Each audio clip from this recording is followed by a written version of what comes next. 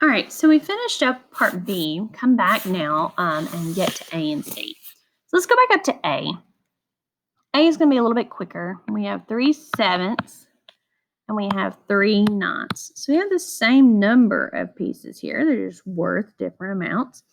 So sevenths are obviously going to be bigger pieces, okay, because they're means the object was partitioned into fewer partitions. That means these pieces have to be bigger than these. So 3/7 has to be the larger. We already talked about the 1 4/6. Okay, so let's look at the 2/3 and the 4/5. Very similar to what we just discussed. 2/3 is 1/3 away from a whole. 4/5 is 1/5 away from a whole. This is a smaller piece, okay? It's the smallest distance from a whole. So since it's the smallest distance, it would have to be the correct answer, okay? Now, in all of these homework exercises, I'm always going to, from time to time, throw some review problems in there, just because it is helpful for us to kind of try to keep track of the information we're doing, especially since with the speed of this term, we have to move so fast, okay?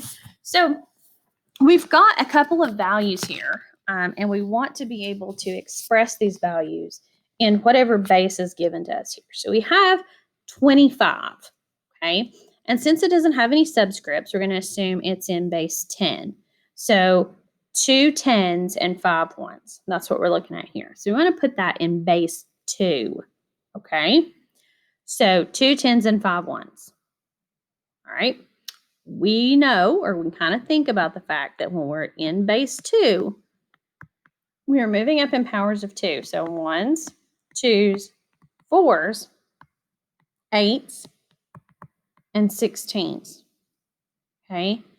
I would, if I were wanting to think about this as a trade, okay, what I would do first is that I would trade 24 small for 12 long, and I'd have 1 small left. All right, if that were my strategies that I would be working on here, okay, then I would trade those 12 long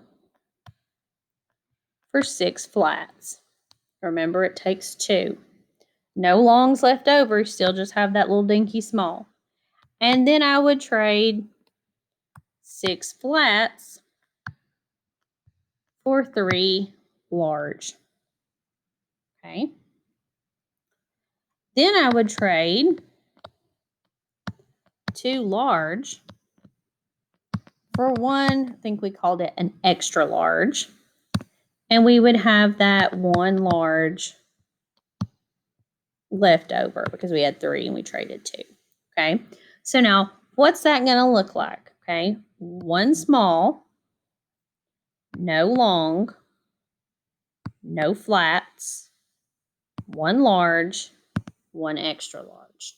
Okay. Notice I always work from left to right. That may seem a little weird to us because we're used to going right to left. But 1's place, we can think about it, place value increases from right to left. So I'm going to think about that. So now how could we count this out? Okay. 1s, 2s, 4s, 8s, 16. So we've got a 16 plus an 8, which is 24, plus 1, which does equal 25 when we think about our regular base. Okay. All right, so we've got a 123 or 123 in base 5. We see the little subscript there. And we want to put that into base 10. Okay, so ultimately what that means is if I'm not in my own base and I want to have a value that's the same in base 10, I've got to get these, into ones. I've got to be looking at smalls because we know that's what's equivalent no matter what base we're in. So we have smalls, longs, and flats. So I'm going to trade 1 flat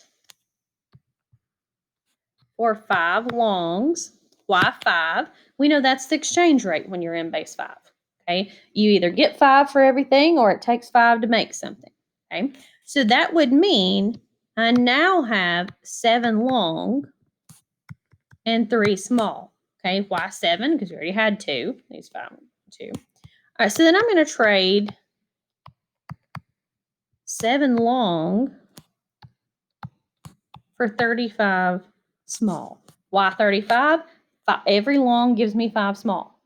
So each time I trade, I get 5.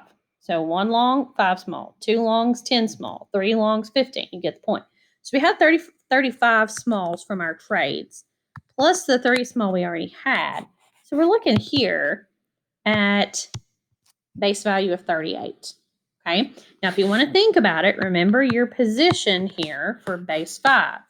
We had 1s, then we had 5s, and then we had 25s. Okay. 5 to the 0, 5 to the first power, 5 squared. So we're looking at 125 plus 2 5s, which would be 10, plus 5 small. 25, 35. Uh-oh. Oh, this was 123, not 125. Well, no wonder that doesn't work out. Okay. Should be plus 3. So 25, 35, 38, which is exactly what we have here. All right, so let's move on. Number 7, we've got the figures below. We want to describe this in words. Then we want to write an expression using n that'll let us find the number of dots in any figure, and then use it to find the number of dots in the 25th. Okay, so now this one doesn't ask you to, but it's always helpful if you're trying to visualize a pattern to create a table for yourself. Okay, that's a particularly good use of space and time when you're trying to work through this. So figure number 1, 2, we have 3, and we have 4. Okay, so maybe I got a little carried away here and put too much on there. Okay, so now I'm going to want to count the dots. In figure 1, we have 1 dot. In figure 2, we have 4. Figure 3, we have 9. And figure 4, we have 16. Okay, so the pattern here is that the figure number times the figure number, or times itself, equals the total dots. Okay, so if you were trying to write an expression, or I've seen some people call it a formula, it's really better as an expression. I have seen someone write this as n times n, or even n times n in parentheses, or you could have expressed it as n squared. Either one of those would work, okay, as your expression for n. Now, if we want the 25th figure, okay, then that's going to be n times n, okay? So I could show that, okay, standard algorithm, or however you want to do it. 5 times 5 is 25. 2 times 5 is 10. So 625 dots in the 25th figure. Okay. Again, we describe it in words. Look at it in the table. Okay. If you can't describe it in words, put it in the table first, and then that should help. Okay. And then we want to translate it into symbols, and then we want to use those symbols to extrapolate into the future. All right. So hopefully that helps. And as we continue to work through these will be things that will become a lot easier to you as you go along.